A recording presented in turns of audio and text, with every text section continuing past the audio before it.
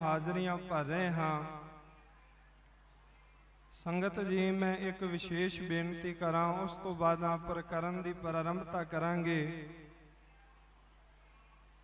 सतगुरु पातशाह जी की पावन पवित्र बाणी पढ़िए। गुरु की बाणी दे विच गुरु की संगत करन दा एक विशेष निजम साडे सतगुरां ने दर्शाया। श्री सुखमनी साहिब जी की बाणी पढ़न वाले गुरसिखां नूं ये पंक्तियां याद होणगियां। धन गुरु गुरु अर्जन देव महाराज साहिब जी का बचन है, प्रभ की उस्तत करहो संत मीत सावधान एकाग्र चीत। सतगुरु गुरु अर्जन देव महाराज सच्चे पातशाह जी कहन लगे, मेरे गुरसिख मित्रों, जे तुहाडा चित चाहुंदा है कि गुरु की सिफत दे विच परमेश्वर की सिफत जां परमेश्वर के प्यारियां की याद दे विच जुड़ना है, जदों भी गुरु के चरणों दे विच इन्हां तिन्नां कर्मां दे वास्ते बैठो, सारियां दे नालों पहलों जिहड़ा शरीर है ना वो सावधान होना चाहिए। चित्त की एकाग्रता होनी चाहिए है। चित्त की जिहड़ी तीक्ष्ण बिरती है, जिहड़ी साडी नज़र नूं इधर उधर घुमा रही है, जिहड़ा साडा मन सानू वार वार कहंदा है कि सज्जे खब्बे वेख, उत्ते थल्ले वाले पासे वेख, उस ध्यान नूं एकाग्र करके गुरु चरणां दे नाल जोड़ना, शरीर नूं सावधान करके सतगुरु गुरु ग्रंथ साहिब महाराज सच्चे पातशाह जी दे हजूर बिठाउणा। सतगुरु गुरु अर्जन देव महाराज साहिब जी कहंदे, गुरसिखो, जे एवें तुसीं वाहिगुरु परमात्मा दे प्यारियां दी सिफत सलाह उन्हां दी याद दे विच जुड़ मिल बैठदे हो, तुहाडा जुड़ मिल बैठना सफल होवेगा। एक गल चेते रखियो गुरसिखो, संसार दे विच चार प्रकार की संगत मन्नी गई है। सारियां दे नालों पहले नंबर ते हुंदी है संगत। किसे दे संग कर लेना, किसे दे नाल मिलाप कर लेना, मिलाप दे दरम्यान ना कोई लाभ होना ते ना कोई हानि होनी, उन्हों गुरु की पवित्र बाणी दे विच संगत दा दर्जा दिता गया। दूसरे नंबर के उपर आउंदी है कुसंगत, जिस दे बाबत धन गुरु गुरु ग्रंथ साहिब महाराज सच्चे पातशाह जी की पावन पवित्र गुरबाणी ने बचन किया, कबीर साकत संग न कीजिए दूरह जाइए भाग, बासन कारो परसीए तो किश लागै दा। भगत कबीर जी कहन लगे, भलिया अपने हाथ दे विच कोई काला भांडा फड़ लवे ते कवे भी काला भांडा मैं फड़िया है पर मेरे शरीर नूं दाग कोई नहीं लगेगा, ये कदी हो ही नहीं सकता। ताई ते सतगुरु गुरु ग्रंथ साहिब जी की पवित्र बाणी दे विच मेरे सतगुरां ने बचन किया, कबीर साधु की संगत रहो जौं की भूसी खाओ, होनहार सो हुई है साकत संग न। कह लगे हो सकता है रब दे प्यारियां दी संगत करदियां होया तेनू जौ दा छिलका भी खाना पवे, पर गुरु के प्यारियां दी संगत, गुरु दी संगत न छड्डी कि इत्थे मैनू जौ दा छिलका खाना पै रहा है, इवें कह लवां जौ दा छिलका खाना ते कबूल कर लई, पर गुरु दी संगत तो कदी भी गुरेज ना करे। नाल ही बचन क्या कहना, होनहार सो हुई है, जो कुछ संसार दे विच मर्जी हो जावे हुंदा रवे, पर कदी भी भैड़ी माड़ी और साकतां दी संगत दे विच जाके ना बैठे।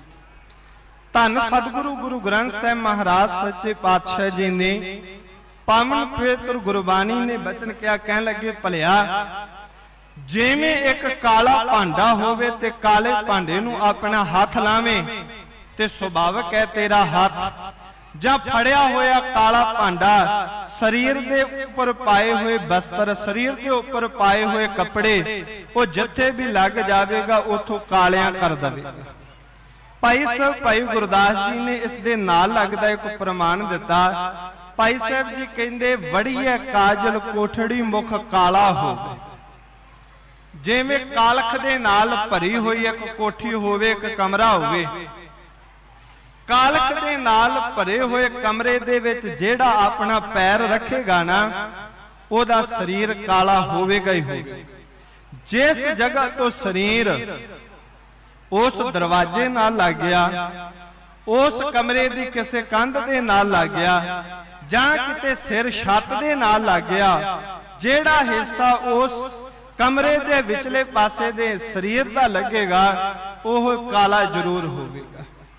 एवें जेड़ा बंदा साकत दी संगत दे विच बवेगा उस दे जीवन दे विच औगणां दी मैल, ऐबां दी मैल संसार दे विच जरूर आवेगी।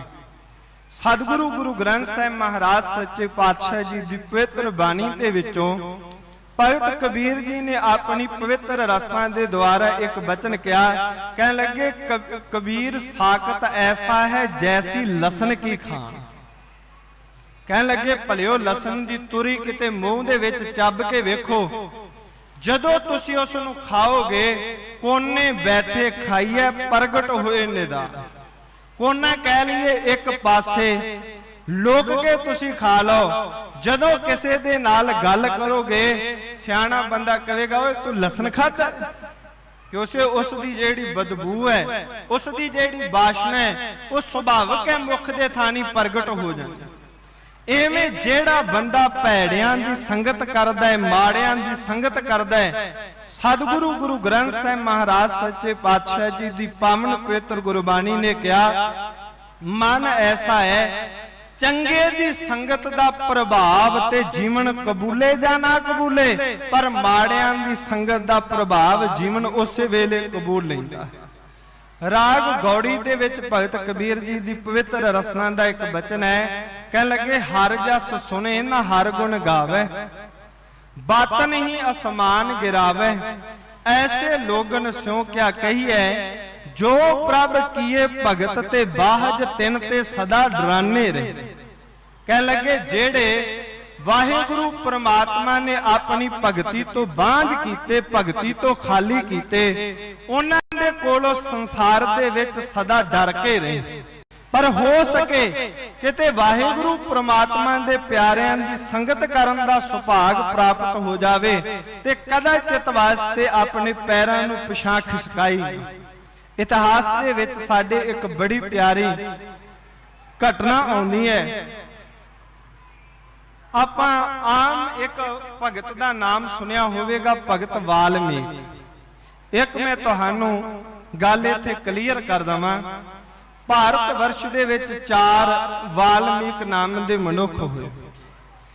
एक वो श्री वाल्मीकि जी होए जिन्हां दी वाल्मीकि रामायण अज तक प्रसिद्ध है। इन्हां दा नाम ववे दे नाल पैंदा है और जिथे भी इन्हां दा मंदिर होवेगा उत्थे ववे दे नाल वाल्मीकि शब्द लिखिया होवेगा।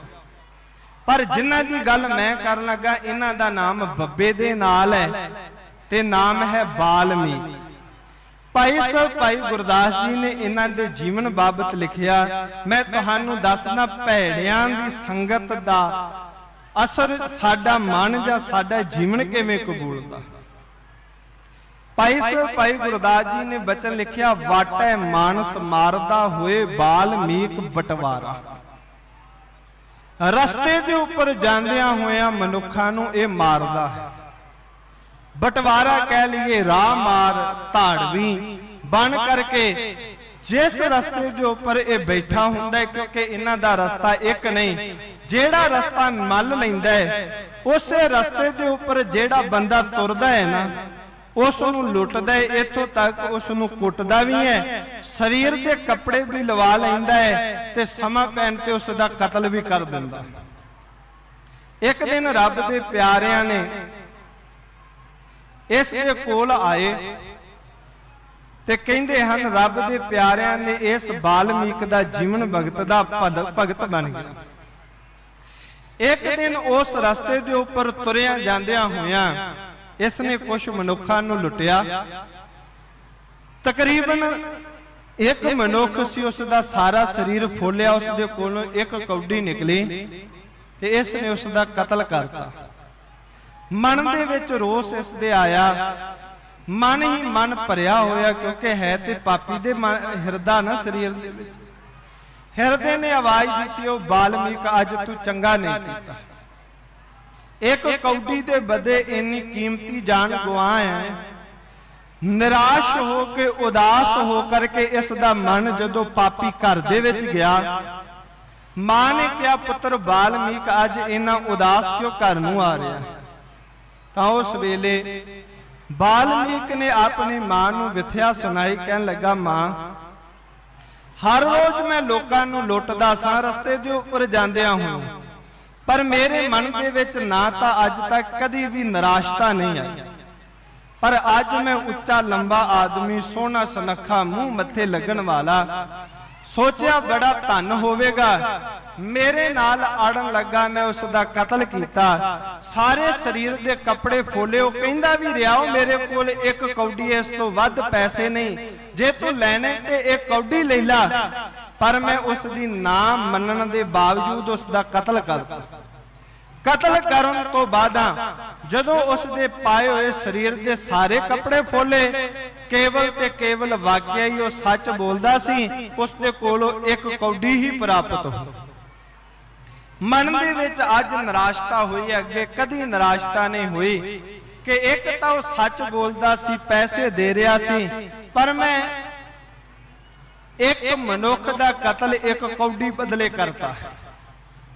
वो कौडी बाल्मीक दी मां ने हथ दे विच लई, गई बाजार दे विच, बाजार दे विच जा करके एक कौडी, क्योंकि उस वेले कीमत सी, एक कौडी दियां काफी सारियां मच्छियां दे पूंग खरीद लिया, लियान के घर दे विच फिर बाल्मीक नूं थापी दित्ती, कहन लगे तू एक कतल करके नाराज हो रहा है मेरे पुत्रा, इधरले पासे देख आ किन्ने पूंग मैं लै करके आई हाँ, ते ये सारे पूंग तेरे दिते हुए एक कौडी दे बदले मैनू प्राप्त हुए है, ते इन्हां पूंगां दे विच भी जान सी, पर तेरे वांगू ओ वेचन वाला मछुआरा निराश नहीं सी, उच्ची उच्ची आवाज दे रहा सी, मेरी हट ते आन करके आ पूंगां नू खरीदना।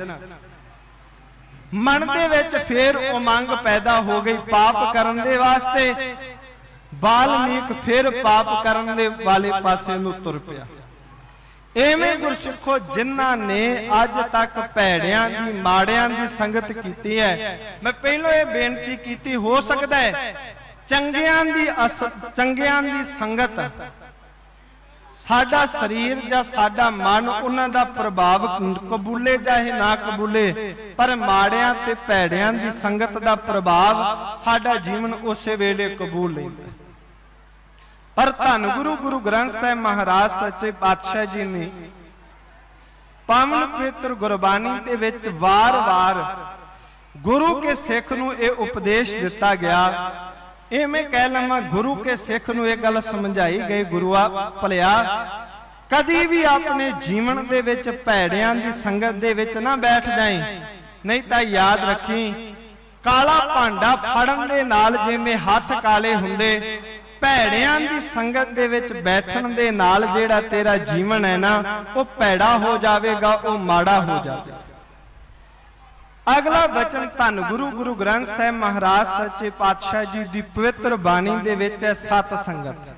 मैं पहलों वचन किया धन गुरु गुरु ग्रंथ साहिब महाराज सच्चे पातशाह जी दी पावन पवित्र गुरबाणी दे विच चार प्रकार की संगत का जिक्र है। पहले नंबर के ऊपर कली संगत, दूसरे नंबर के ऊपर कुसंगत, तीसरे नंबर के ऊपर है सत संगत। सत संगत वो हुंदी है जिथे धर्म इष्ट धर्म गुरु का प्रकाश होवे, गुरु ग्रंथ साहिब जी का प्रकाश है। आप सारे ही सतगुरु गुरु ग्रंथ साहिब महाराज साहिब जी की हजूरी दे विच कोई ताबिया बैठा है, कोई संगति रूप दे विच सतगुरु दा जस सुन लिया। इस संगत दे प्रथाए सतगुरु गुरु ग्रंथ साहिब महाराज सच्चे पातशाह जी ने वचन किया है, सत संगत साध पाई वड भागी, मन चलतो भयो अरूड़ा। जिवें भगतां ने वचन किया, कहन लगे सत संगत मिल रही है माधो जैसे मदप बखीरा। याद रखी शहद वालियां मक्खियां दा डब्बा होवे, इकल्ली मक्खी उस दे विच छज्जे दे विच कदी भी शहद पैदा नहीं कर सकती। जे मखीरे दे नाल रल के वो मक्खी रहेगी, उसका भी योगदान मन्निया जाएगा कि इसने इस छत्ते दे विच जेड़ा शहद है वो पैदा किया है। सतगुरु गुरु ग्रंथ साहिब महाराज सच्चे पातशाह जी कहंदे, भलिया सत संगत दे विच हमेशा बैठ के रही, क्योंकि हो सकता है तेरे जीवन दे विच भी रस आना शुरू हो जाए। भाई गुरदास सिंह जी जिन्हों ने 41वीं वार लिखी है, उन्होंने एक बचन क्या कह लगे, गुर संगत कीनी खालसा मन मुखी दोहेला। दोहेले का अर्थ हुंदा है दुबला होया, एवें इधर उधर भगटदा रहिंदा है, पर गुरु ने एक कृपा करके गुरु के सिखां दी जीवन दे विच सत संगत करन दे वास्ते प्रेरित कीता है। हुण सत संगत करन दा लाभ की है? इतिहास दे विच बचन आउंदा है, धन गुरु गुरु अर्जन देव महाराज सच्चे पातशाह जी गुरता गद्दी दे उपर बैठे हुए, एक सिख आया। वो सिख कहन लगा, महाराज सच्चे पातशाह जी कृपा करो, मैनू उपदेश दो जिस दे नाल मेरे जीवन दा भला हो जाए। महाराज सच्चे पातशाह जी नू उस सिख नू कहन लगे, वो सिखा करदा की है?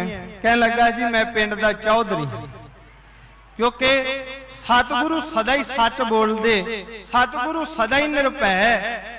महाराज सच्चे पातशाह जी रस्तां दे द्वारा बचन कहन लगे, सतगुरु कहन लगे, सिखा गुस्सा न करी, नगर दे चौधरी झूठ बड़ा बोलदे, तू किते झूठ ते नहीं बोलदा। जेड़ा नगर दा चौधरी बन जावे ओदा आसरा ही झूठ हुंदा है, तू किते झूठ ते नहीं बोलदा।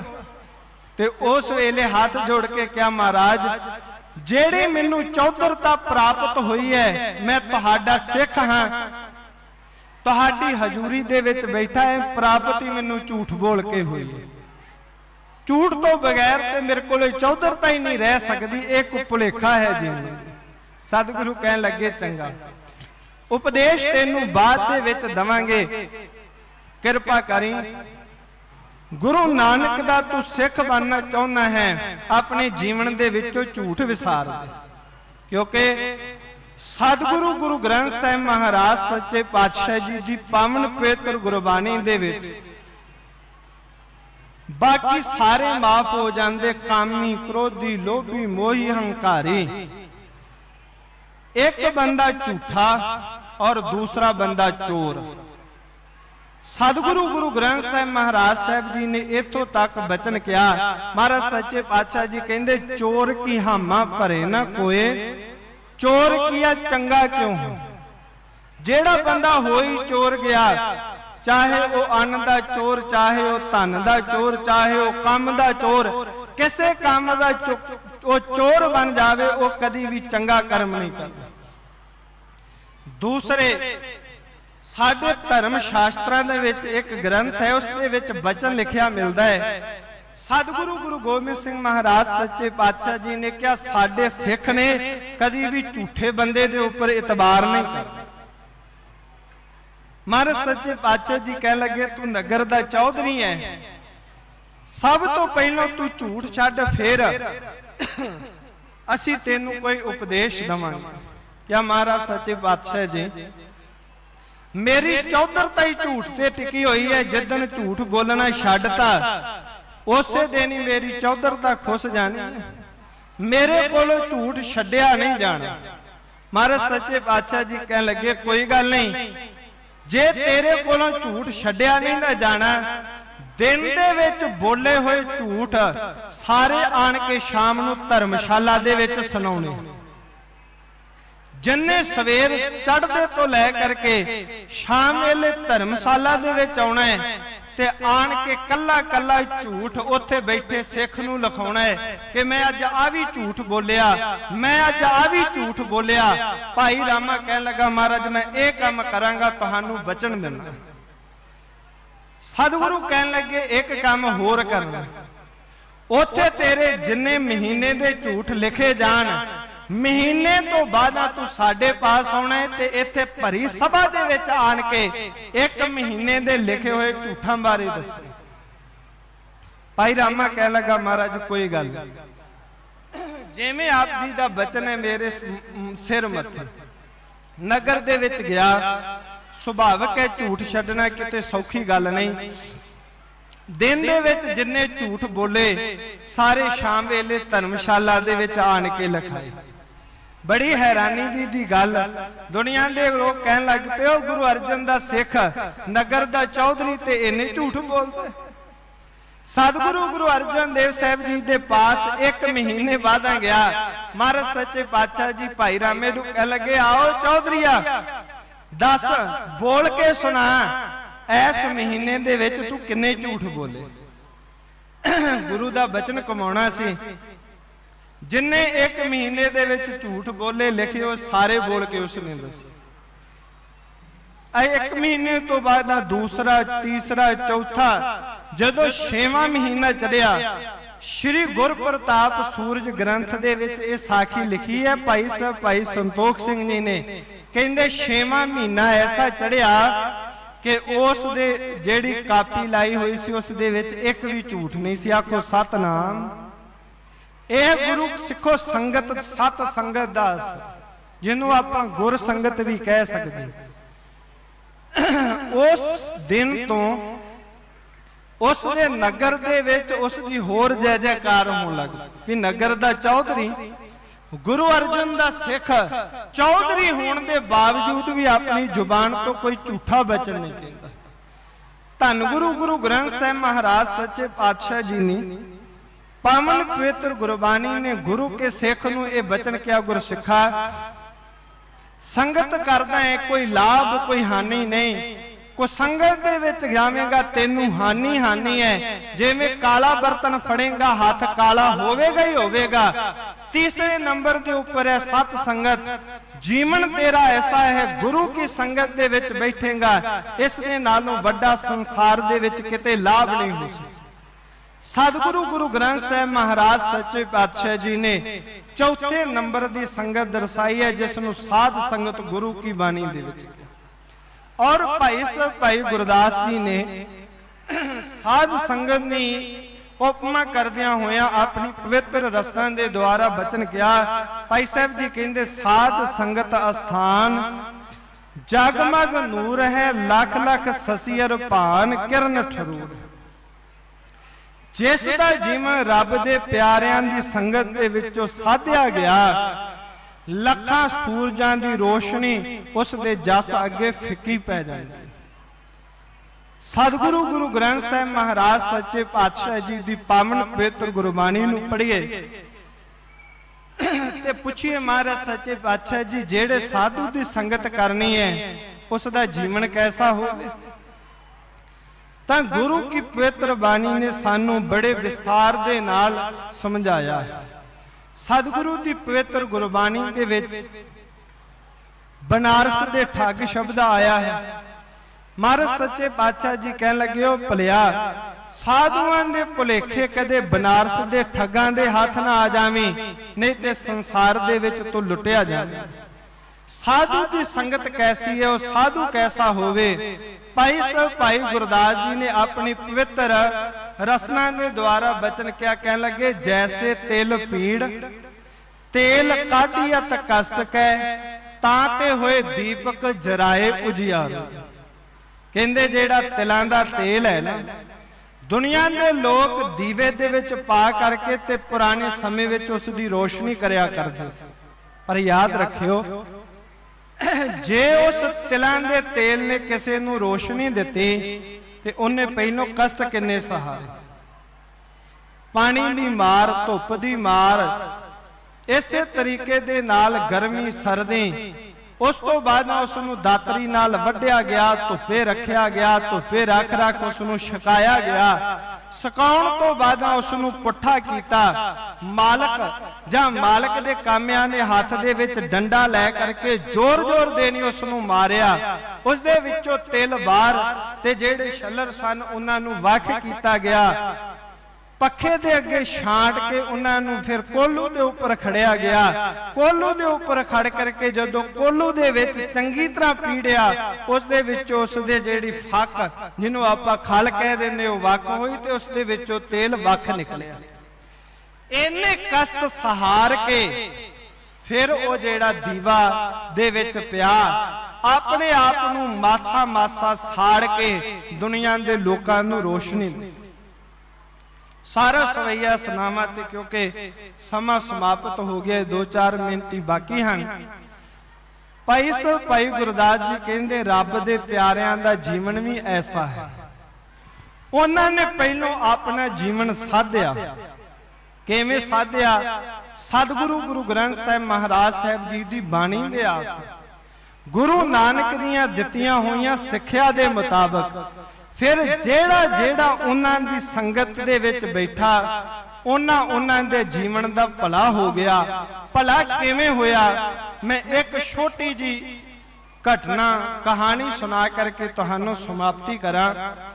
जिवें आप जी दे नगर दे विच इस स्थान के उपर महापुरख बाबा तेजा सिंह ने, जिन्होंने आपां प्रेम के नाल बाबा गमचुक जी कहने, उन्होंने इस स्थान के उपर चरण पाए, कईयां दे जीवन का भला किया। इधर दे लोग आम सूर का शिकार करया करते सन। ऐसियां भैड़ियां माड़ियां कुरीतियां तो लोग करके तुहानूं संगत नूं गुरु नानक दे लल आया। इत्थों तक तुसीं तां मेरे नालों वध उन्हां दा जीवन जाणदे हो। अपनी फोटो उन्हां दी कोई खिच्चण दे वास्ते आया, वो कैमरे दे विच फोटो नहीं सी आउंदी ते उन्होंने ये गल कही कि जेड़ा कैमरामैन सी कह लगा फोटो क्यों नहीं आ रही? कह लगे जे मेरी फोटो खिंच लई ते दुनिया दे लोग मेरी फोटो नूं मत्थे टेकिया कर। मैं अपनी पूजा नहीं, मैं गुरु नानक दे घर दी पूजा कराउणी है। फिर उन्होंने कहा जी प्रेम दे वास्ते तां ओह फोटो अज जिहड़ी आपां दर्शन करदे देखदे आओ। पर मैं एक वेखा, गुस्सा ना करियो क्योंकि पहलों भी सिंघां ने यह बचन कहते स्टेज तो, बाबा जी ने सारी उम्र सतगुरु गुरु नानक दे सिख सानू बनाया कि जो गुरु नानक दियां सिक्ख्या जिन्ने इस स्थान के उपर बैठे हो तुसी अपने जीवन दे विच झात मारियो। जिहड़ियां गुरु नानक ने सिक्ख्या दित्तियां वो साडे परिवारां दे विच लागू हैं। हाँ, क्योंकि एक अदीब ने बचन किया, कहंदा जिनकी यादें मनाते हो उनकी बातें भी मानो, बातें मानो कोई तो जादे मनाई सैली हो। कहंदे जिन्हां दे जोड़ मेले मनाउंदे उन्हां दी गल भी मनो। की गल कही सी? ओह घरां दे विच मास ना खाओ, ये बचन है ना उन्हां दा। की गल कही सी? ओह शराबां ना कड्डो, चोरियां भैड़ियां कर्म ना करो, गुरु नानक दे लल लगो, अमृत छको, गुरबाणी दे उपर भरोसा रखो, वहमां भरमां नूं अपने जीवन दे विचों कड्डो। दंबियां पखंडियां दे नालों सानू तोड़िया, पर गुरसिखो ओह हाल साडा फिर हुंदा जांदा। मैं एक बचन कवां, जे तुसीं बाबा गमचुक जी दे अस्थान ते आण के इन्हां दीयां खुशियां प्राप्त करना चाहुंदे हो, इन्हां दी खुशी इसे गल दे विच है, सतगुरु गुरु नानक दीयां सिक्ख्या अपने जीवन दे विच घर घर दे विच लागू करो। साध दी संगत दा फल की है? मैं ये बचन कह करके इस तो बाद समाप्ति कर देनी है। एक नगर दे विच एक साधु आया, उस नगर दा जेड़ा राजा सी उसका जो वजीर सी ना, वो साधुआं दे उपर श्रद्धा रखदा सी, भावना रखदा सी। राजे नूं उस वजीर ने बड़ी बार कहा कि राजा अपने नगर दे विच पूर्ण पुरख आए, रब दे साधु आए, आ तेनू उन्हां दी संगत दे विच खड़ा तेरे जीवन दा भला हो जाएगा। राजे महाराजे रोक अपने कम्मां काजां दे विच उलझे फसे हुंदे, क्योंकि सतगुरु गुरु ग्रंथ साहिब जी का बचन है, टेढ़ी पाग टेढ़े चले लागे बीरे खान, भाओ भगत स्यो काज न कशु है हमरो काम। वो कहते असी तो सरदारी भोगनी है, आ प्रेमा भगती वाला रब की बंदगी वाला साडा कुरज थोड़ा वेले बंदे। वजीर ने वार वार क्या, राजा कह लगा कि वजीर किते मेरे नाल नाराज ही ना हो जावे। एक दिन क्या, चल मैं तैयार होवांगा तेरे नाल, अज रब दा जेड़ा प्यार है उसकी संगत दे विच जावांगा। तैयार होया, राजे महाराजे अपने लाहो लश्कर नूं लैंदियां होइयां सुभाविक है लेट हो ही जांदे। इन्हां चिर नूं साधु महात्मा जिस स्थान ते बैठ के उपदेश दिंदे सी ओह दे के एक खूह दे किनारे दे उपर आण के बैठ के जल पानी छकन लगे जो संगत वल्लों लिआंदा सी। सुभाविक ही इन्ने चिर नूं मगरले पासे ओह राजा आ गया। उन्होंने राजे वाल ना देखिया ओह जल पानी छक रहे सन। जिस जगह के जिन्हों ने खूह नूं वेख्या खूह तो बाद एक छोटा जिहा चबच्चा हुंदा है जिस दे विच जिहड़ियां खूह दीयां हल्टियां दा पानी है वह पैंदा है। उस पानी दे विच एक कां चुंझ मारदा है। चुंझ मारन तो बाद ना सुभाविक है कां दी आदत अपनी चुंझ नूं ये दोवें पासे वाल घड़ीसदा है कसर रहा है उसे ही बच्चे दी इट दे नाल। ते साधु महात्मा ने उस दे जो कांड कर रहा सी कौतक उसनूं दे करके सुभाविक अपनी रसना तो बोल क्या कूचे काचे पुनः सवारे बौर लगावे पानी जोई बात तू करनी चाहे सोई बात हम जाने। वो साधु मौज दे विच आण के श्लोक पढ़िया वो कहंदा कूच काच रहे वार वार सवारदा है जो तू चाहना है वो मैनूं पता लग गया भी तू चुंझ मार के कुछ ना कुछ मेरे पासों प्राप्त करना चाहना। सुभाविक है कई बार किसी की कही हुई गल वो सदा चित वास्ते चेते रह जाती। राजे नूं ये बोल उसदे चेते हो गए। समा पिया राजा अपनी राजगद्दी दे उपर राज भोगदा रहा। शरीर के उपर कष्ट होया उसदे साह रग दे लागे एक वड्डा सारा फोड़ा हो गया। उसने एक नाई नूं कहा कि मेरे साह रग के उपर फोड़ा होया उस तरह दे नाल चीर दे जिस दे कारण इसदे विच भरी हुई जिहड़ी पाक है वैद कहंदा ओह निकल जाए।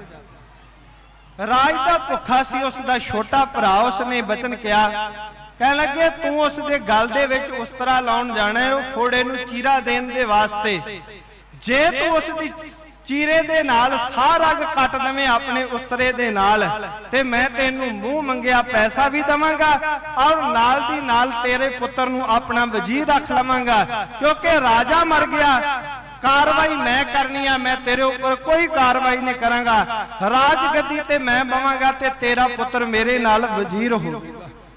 लालच दे विच आया बंदा गुरसिखो धर्मी भी अधर्मी कई बार बन जाता। लालच बंदे कोलों कई कुछ करा दिंदा। एक विद्वान ने कहा अंध करो दृगवंतन को श्रोतवंतन को बदरो कर दो। लालच ऐसा है दिखण वालियां नूं अन्ना कर दिंदा है सुनन वालियां नूं बोला कर दिंदा है। लालच दी ताकत है एक विद्वान ने लिखी हुई। जिस वेले कहंदे ओ गया उन्हें अपना उस्तरा तिखा करनी सी अपने पास रखी हुई छोटी जी पत्थरी पत्थरी दे उपर पानी पाया साह रग दे लागे जेड़ा फोड़ा सी उसनूं उस तरह दे नाल जदों चीर देण दे वास्ते घसाउण लगा। राजे नूं सुभाविक वो जेड़ा श्लोक सी चेते आ गया कह लगा कूचे काचे पुणा सवारे बौर लगावे पानी जोई बात तू करनी चाहे सोई बात हम जाने। साधु दा कीती हुई एक मिनट दी संगत वो श्लोक आया वो जेड़ा पापी बंदा है वो ही कंबदा है। उन्हें कहा भी सोचा है तेनू राजे नू पता लग गया पैरां दे विच डिग गया क्योंकि वो कह रहा सी भी जो ही बात तू करनी चाहे सोई बात हम जान। कीती एक मिनट दे वास्ते साधु दी संगत पैरां दे विच डिग गया कह लगा राजा माफ कर दे लालच दे नाल मैं अन्ना बोला हो गया।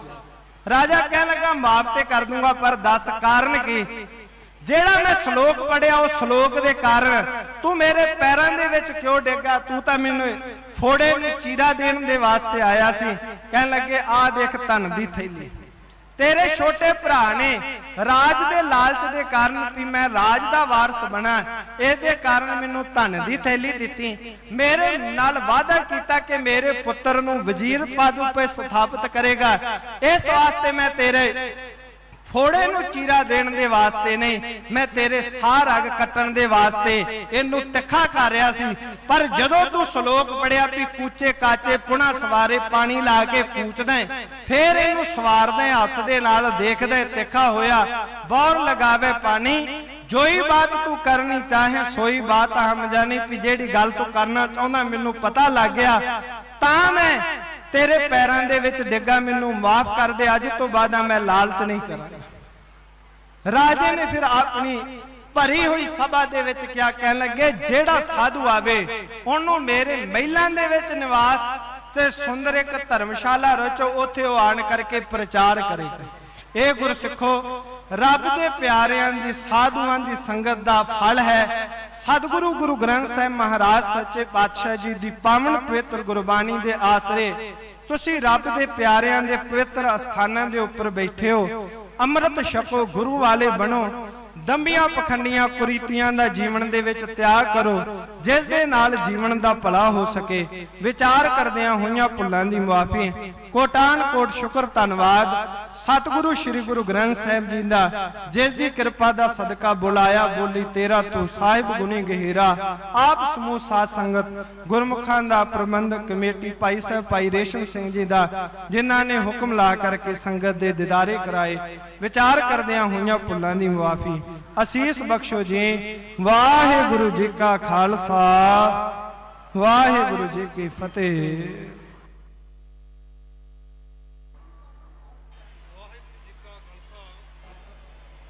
वाहिगुरु जी की फतेह।